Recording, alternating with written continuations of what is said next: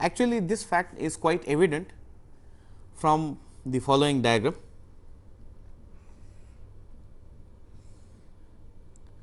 where I have drawn a pair of axes, let us call them x and y, and I plot the points on the plane corresponding to the two ordered pairs 1 comma 2 and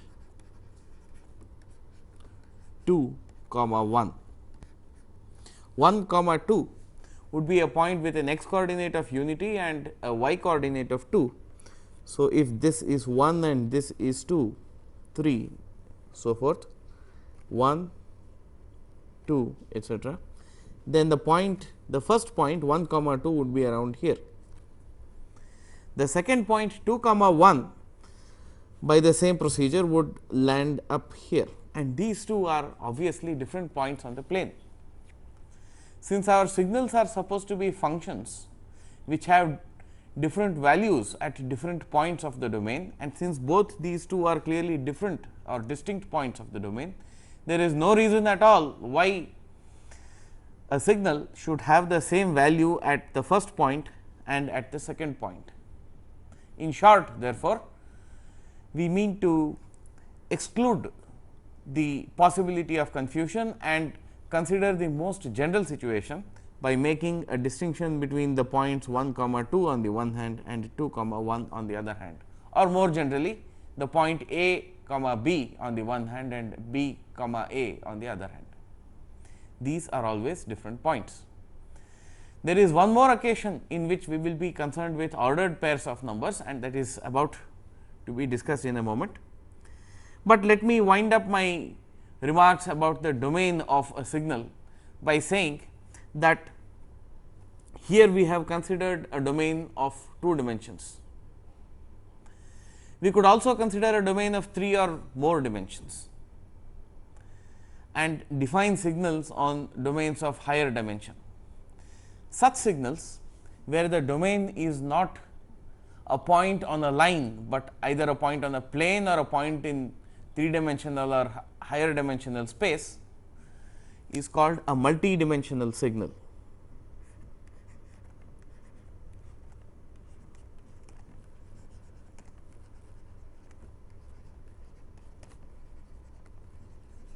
Multi-dimensional signal. A picture such as a photograph, for example, is an example of a multi-dimensional signal, because at each point on the surface of the photograph you have a certain color value or gray level value depending upon whether the picture is color or black and white. And since the points on a picture, the points on the photograph constitute a subset of the points on a plane, this is an instance of a 2-dimensional domain, and therefore, the picture is a 2-dimensional signal, a multi-dimensional signal. You could correspondingly have 3-dimensional signals. For example, suppose you are in a room, consider different points of space in the room. Each point of space in the room could have a different temperature at a given point of time. Points closer to the roof in summer would have a higher temperature than points closer to the floor. This is just a fact that everybody knows. And so, if we define a signal as the function that takes every point in the room, in the volume of the room, to a value equal to the temperature at that point at a given instant of time, this is a 3-dimensional signal, a signal whose domain has 3 dimensions. So, signals can be 1-dimensional or multi-dimensional, and both these terms refer to the dimension of the domain of the signal. Now, moving on, we will now talk about the range of a signal.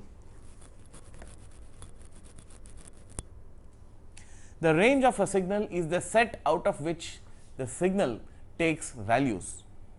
The temperature at a point in a room is a number which has the units of degrees centigrade or degrees Kelvin, whatever. Now, this is a member of a certain set which we call the domain, the range set.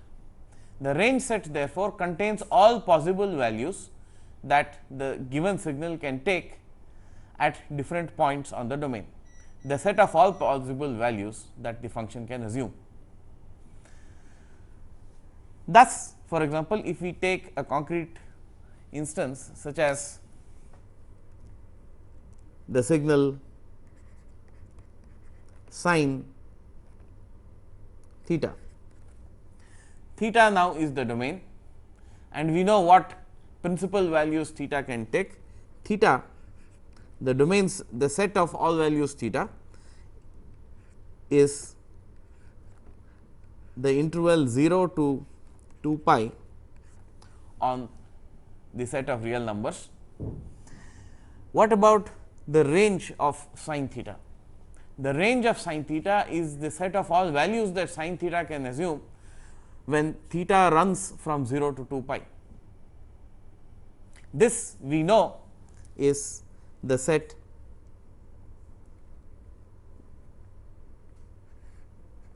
-1 to 1. In short, if theta lies in the range 0 to 2 pi, then sin theta lies in this set. This is the range of a set. In general, the range of a set for the kind of instances we will be considering in this course will be the set of real numbers, and therefore, we would denote the range by this symbol. But for mathematical considerations which cannot be fully explained at this early stage, it is more convenient for us to consider a larger set than the set of real numbers, and we actually choose the set of complex numbers denoted by C,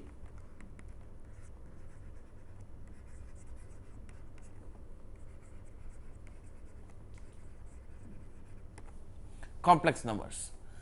Now, I would quickly like to go through a review of complex numbers.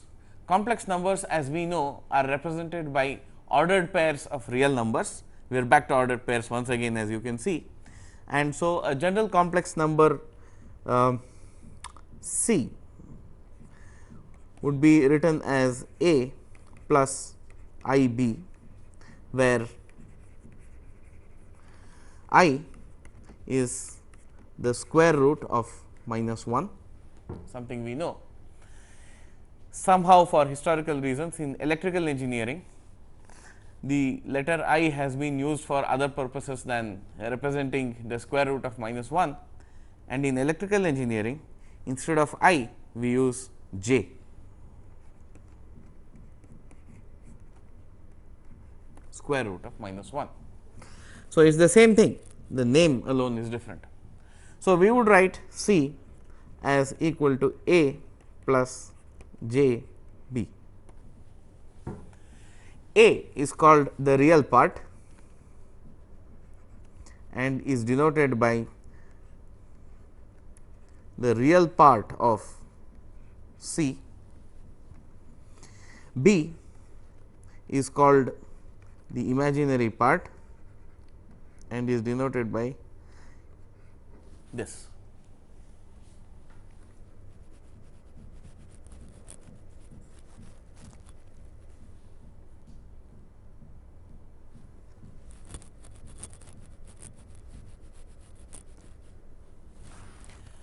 Okay. So, this is the real and imaginary part representation of a complex number. Since a complex number is also an ordered pair, any complex number would be represented as a point on a plane.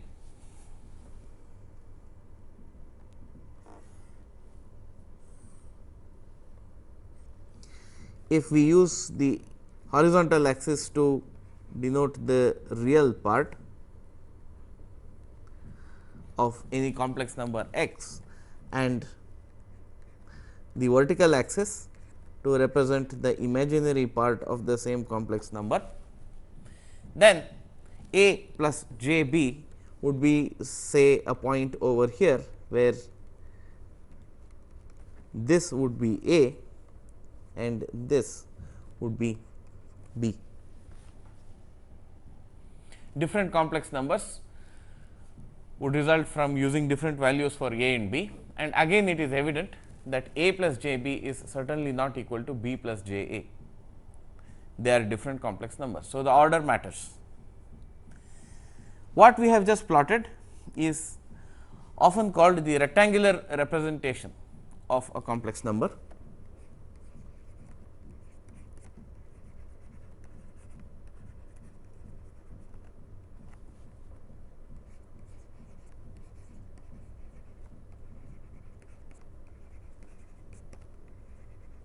There is another way in which complex numbers can be represented, and that is in polar coordinates, and we can do that to get the polar representation of a complex number. In a polar representation, we convert A and B into polar coordinates using the equations r equal to the square root of a squared plus b squared and theta equals tan inverse b by a.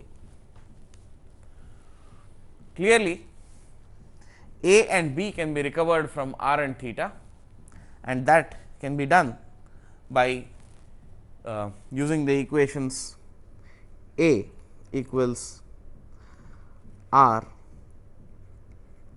cos theta, b equals r sin theta.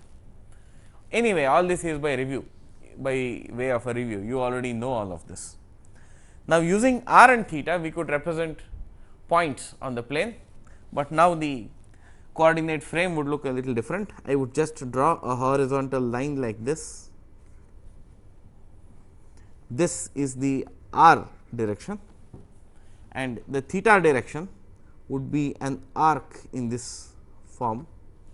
Any point, let us say the same point A B plotted alongside, would now lie somewhere over here. Its location on the plane would not change, but it would now be represented by two numbers, namely this angle, which is theta, and this length,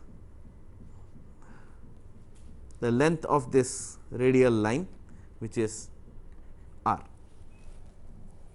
So, this r and theta would be given by this equation as well as this equation for r and theta given below. So, you could use either the polar coordinate system, the polar representation,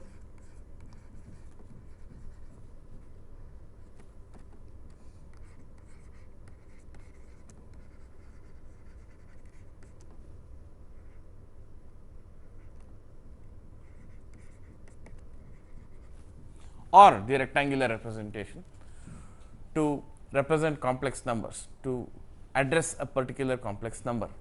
And there are times when using one is more advantageous than using the other. This is the point we will just be coming to now. When you want to add two complex numbers,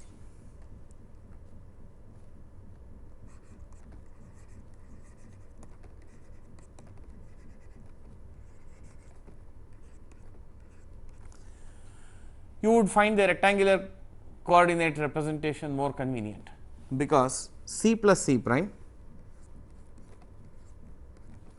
is defined as a plus a prime plus j b plus b prime, where of course c equals one second.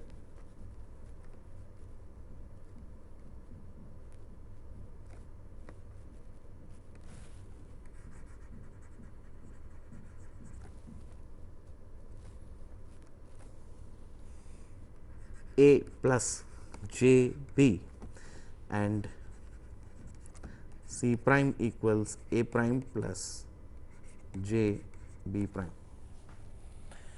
So, this is how we define addition. and clearly it is very easy to add two complex numbers if they are in rectangular coordinates. Subtraction is no different from addition really, except that c prime is replaced by minus c prime.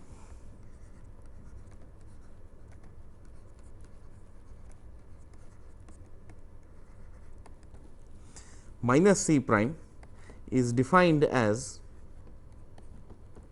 minus a prime minus j b prime. This is the first stage of defining subtraction, and subsequent to this we will say that c minus c prime is simply c added to minus c prime. No big deal. Clearly, subtraction is also easier to do if we use rectangular coordinates. Coming to multiplication and division, the scene is a little different. Multiplication,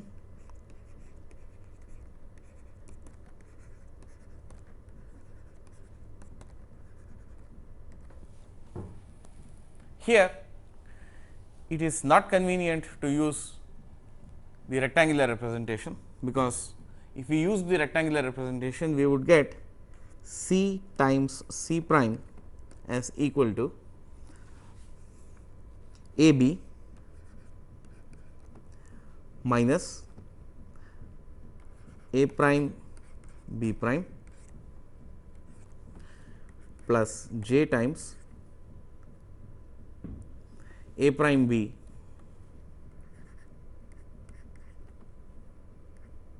plus b prime a.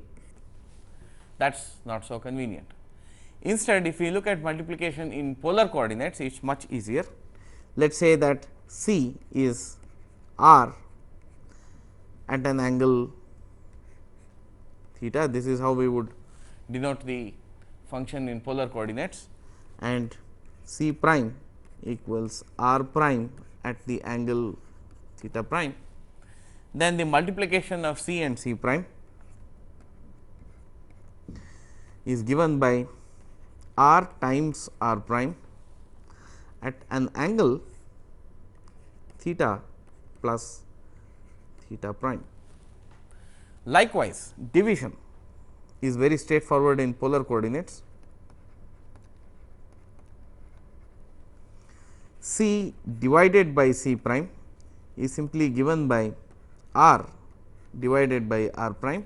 The usual proviso that r prime is not 0 must be fulfilled. The angle of this is given by theta minus theta prime. So, this summarizes the four things we normally do with complex numbers: addition, multiplication, subtraction and division. And you see that for addition and subtraction, the rectangular coordinate system is more convenient. Multiplication and division, the polar coordinate representation is much more convenient.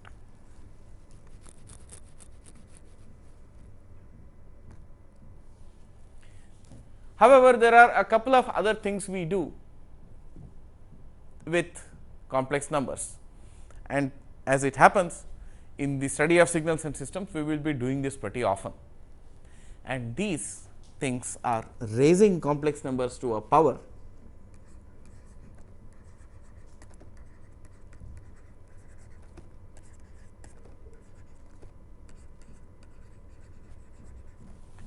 or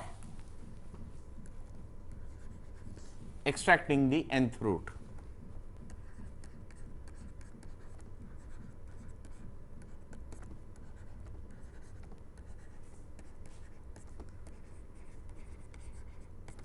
Nth roots of a complex number.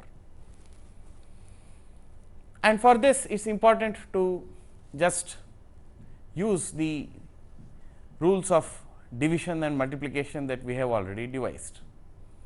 So, how do we raise a certain complex number, say c to the power n? Recognize that c to the power n is nothing but c times c times itself n times. it has to be multiplied with itself n times, and therefore, c to the power n is just equal to, in polar coordinates, r to the power n at an angle n theta, where of course, c is n theta, c is r theta.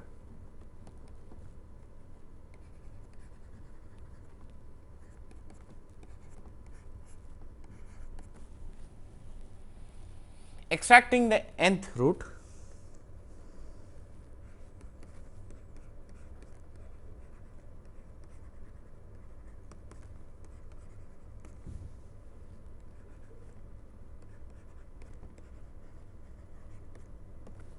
now this is more dangerous, it is a little complicated, because unlike c to the power n, which is a unique number, if you extract the nth root of c, denoted by this, then from our knowledge of algebra we should expect not one nth root, but n nth roots. So, there are n solutions to the nth root of c.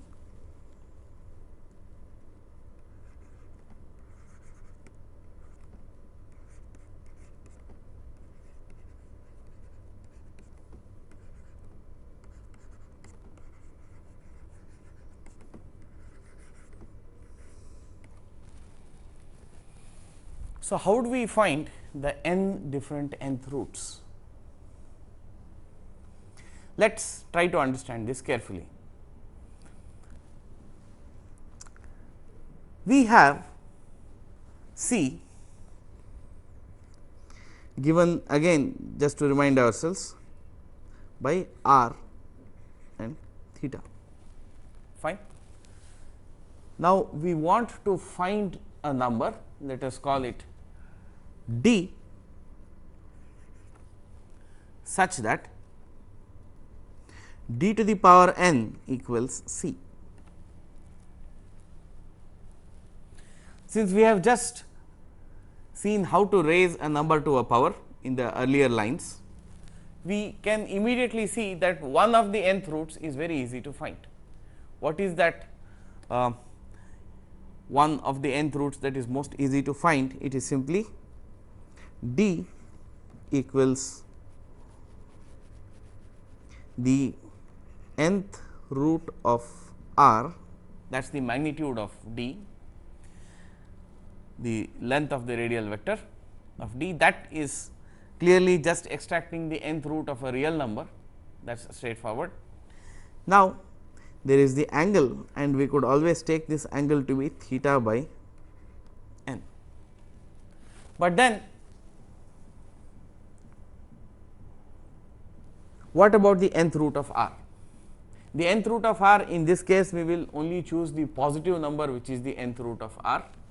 We are not concerned with complex numbers or negative numbers at this stage, because we know that if this nth root of r has to represent the magnitude of a complex number, then since the magnitude of a complex number is always positive or at least non-negative, this has to be the non-negative root of d, non-negative nth root of d, and finding theta by n also should be no problem.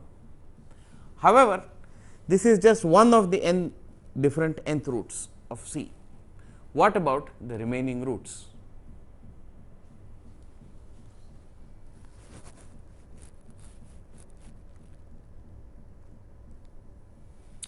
In order to understand how we find the remaining roots, let us first plot c on the complex plane.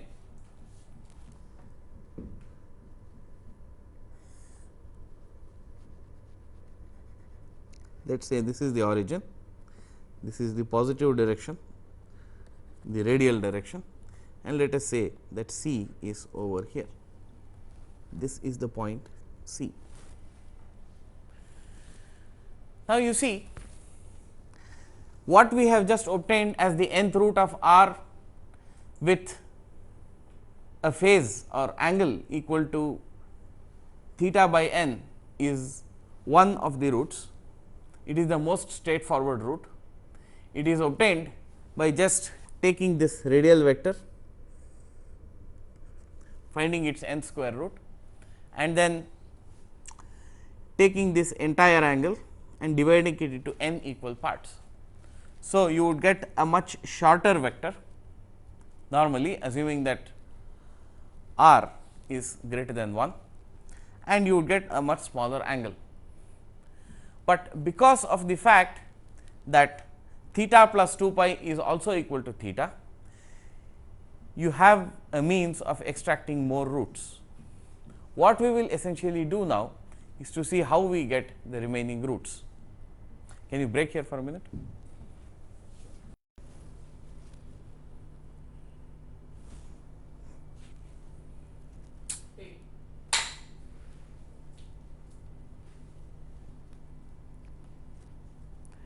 So, let us say D equals S at an angle phi. D equals S at an angle phi. Our task is now to find out what is S and what is phi.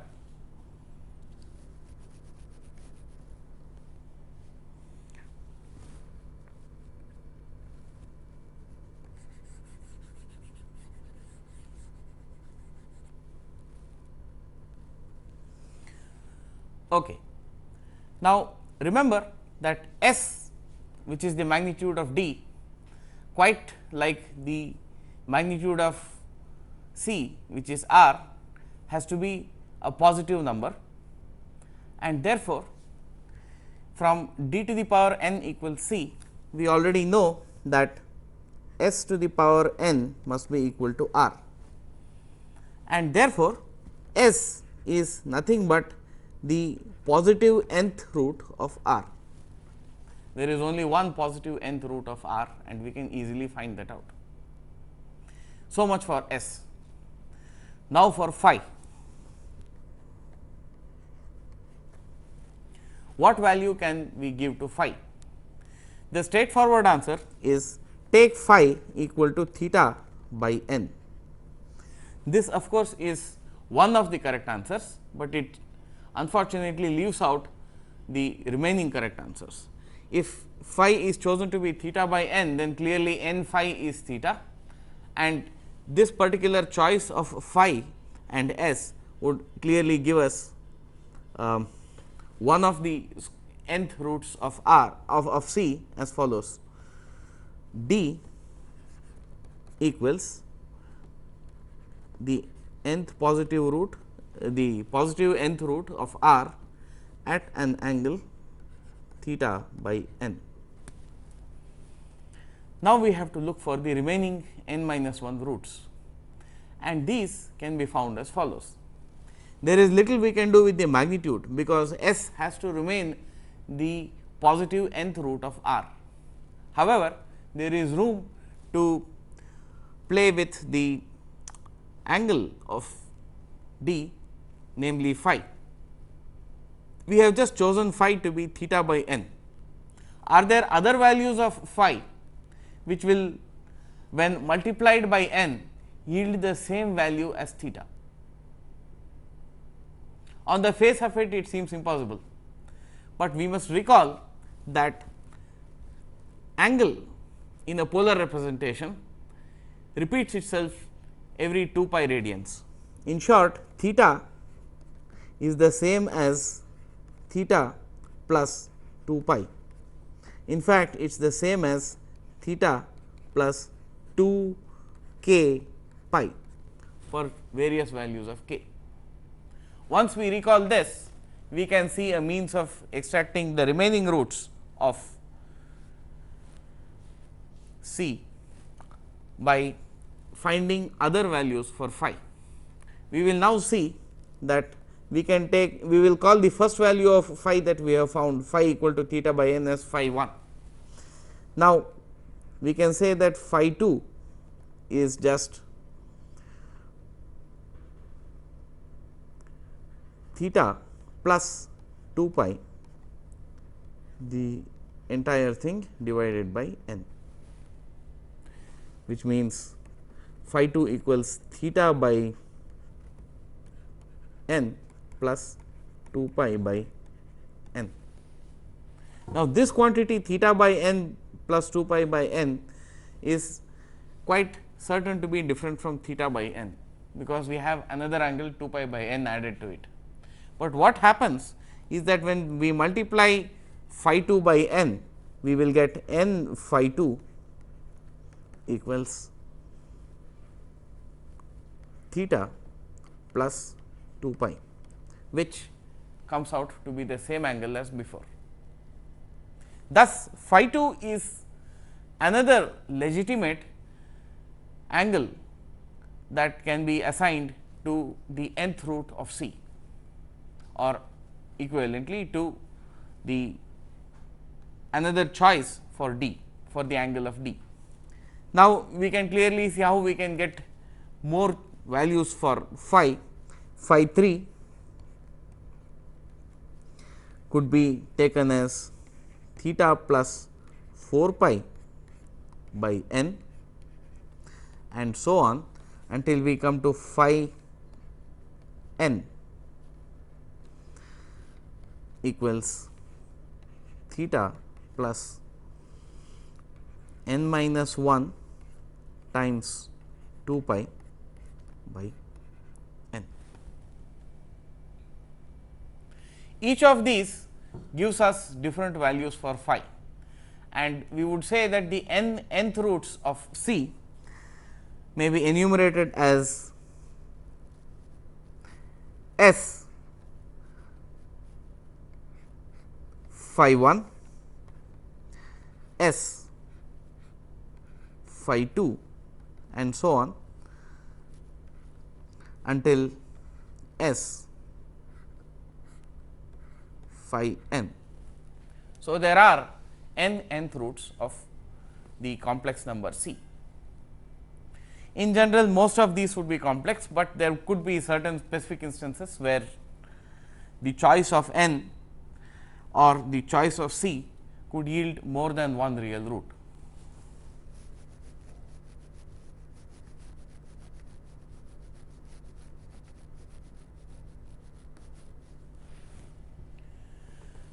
That, I think, summarizes what we need to know about the theory of complex numbers, as we will be using in signal and system theory.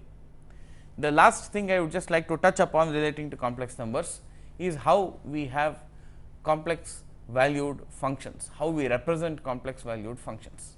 A complex valued function is a function whose value at each point in the domain is a complex number. So, the complex valued function can take complex values at different points of the domain, and adding two complex valued functions would require you to add the values at corresponding points and therefore add complex numbers. You would similarly require to multiply complex numbers sometimes, and so on. This was the reason for the brief review that we just did.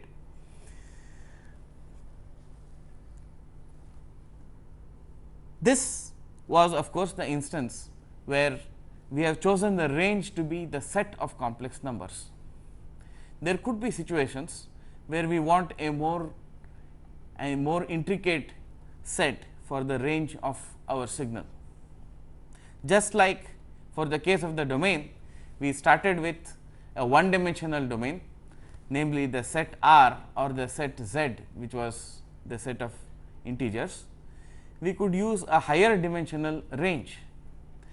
This we would have to use where the functions we want to represent are actually more complex quantities than just complex numbers. What can be more complex than complex numbers? Well, here are a few examples of signals where we want to have a more intricate representation than is possible with just a one dimensional complex range. The most common thing that comes to mind is how we represent values of a color image.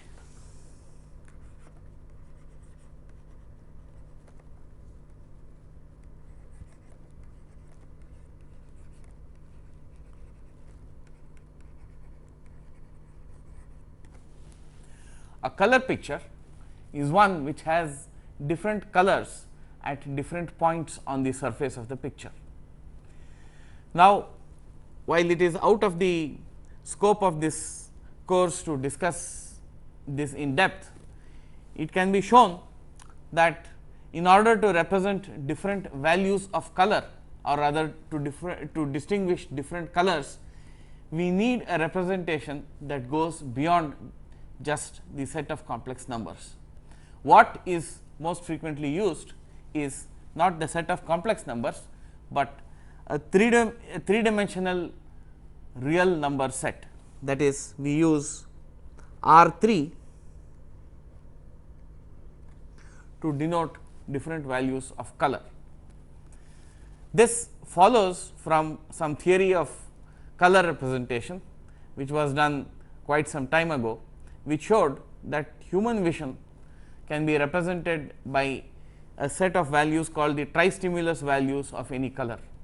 This theory says that if you want to reproduce any natural color that you observe with your eyes, then you only need to mix appropriate quantities of 3 so called basis colors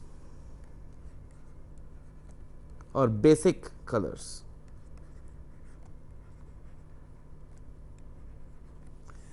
Very frequently we use basic colors as red, blue and these are chosen as the basic colors. So, any color that you can see with your eyes would be represented by a certain combination, a certain proportion of red, blue and green. This therefore means that in order to label a color properly, in order to represent a color accurately, we need to specify 3 numbers. The 3 numbers would essentially be the amount of red, the amount of blue and the amount of green that have gone into making that color. Thus, a color value would actually be a 3-dimensional vector consisting of the quantities R, G and B. And such 3-dimensional vectors we know are elements of R3. Thus, in the case of representing color pictures as signals, we find that the domain is 2-dimensional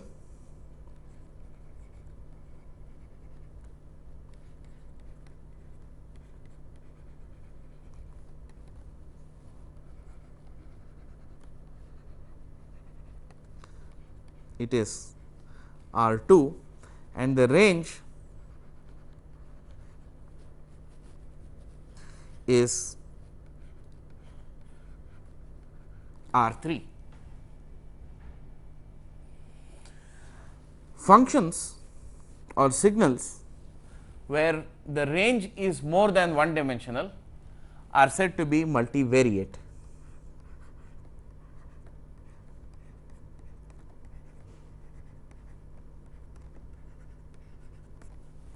Multivariate functions, the first example of which we have seen as color pictures, can be many more.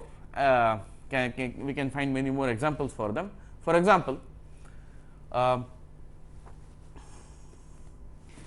let us say the direction of air currents at different points in a room. So, different points in a room constitute points in R3. So, for example, air currents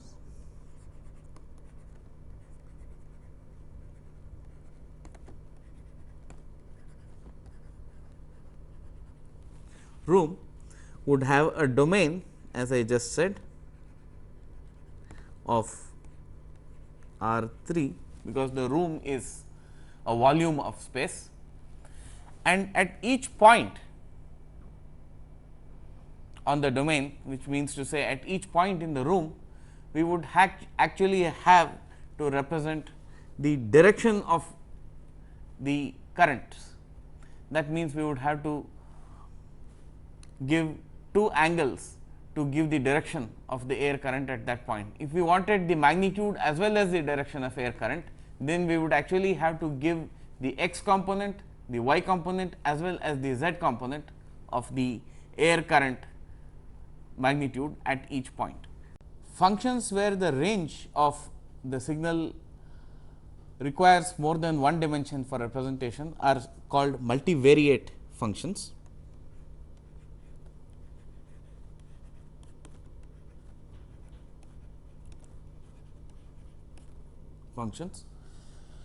Now, the color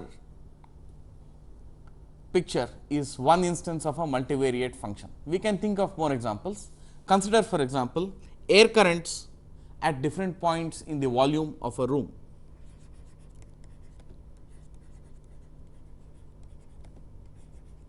Suppose we wish to represent this as a signal.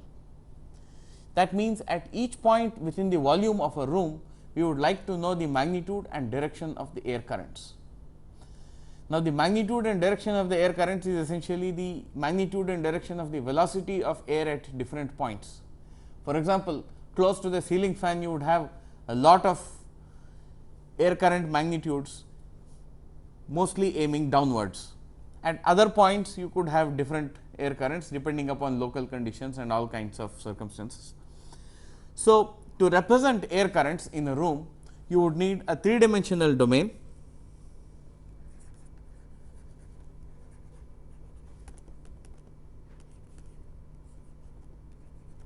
Simply because the volume of the room is three-dimensional, you would also require a three-dimensional range.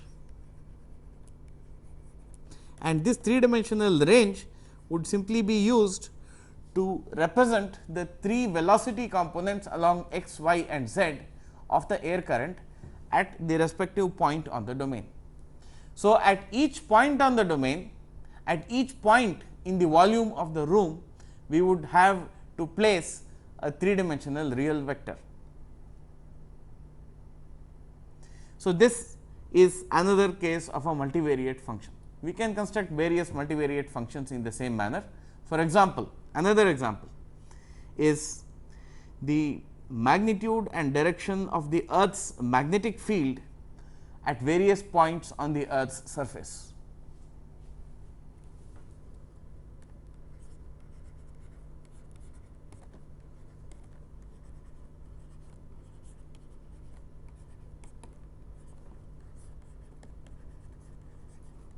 Now, the Earth's surface is a sphere. So, maybe it is a little confusing to understand what the domain is, what is the dimension of the domain. Now, though it is spherical and not a flat plane, it is quite clear that to identify a specific point on the Earth's surface, we need two numbers, namely the latitude and the longitude. And latitude and longitude are both real quantities. So, the domain becomes two dimensional, one for latitude, one for longitude. The range is another question. Here we want to represent the magnitude and direction of the Earth's magnetic field.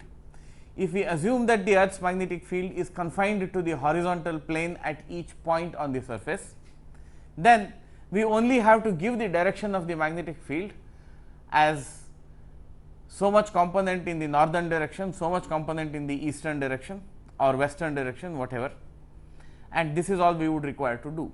If therefore, we assumed that the magnetic field is confined to the horizontal plane, something which is certainly not strictly true, then we would simply have a range which is also two dimensional.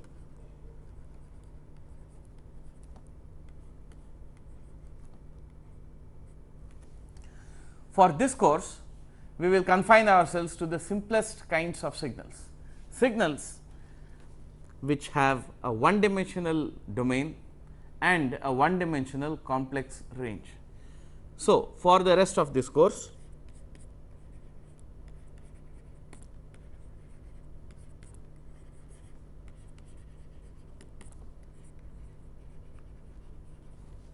the domain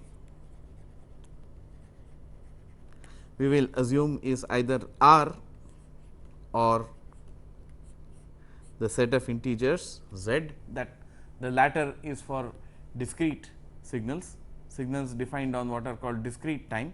I will come to that in a moment. The range in both cases will just be the set of complex numbers.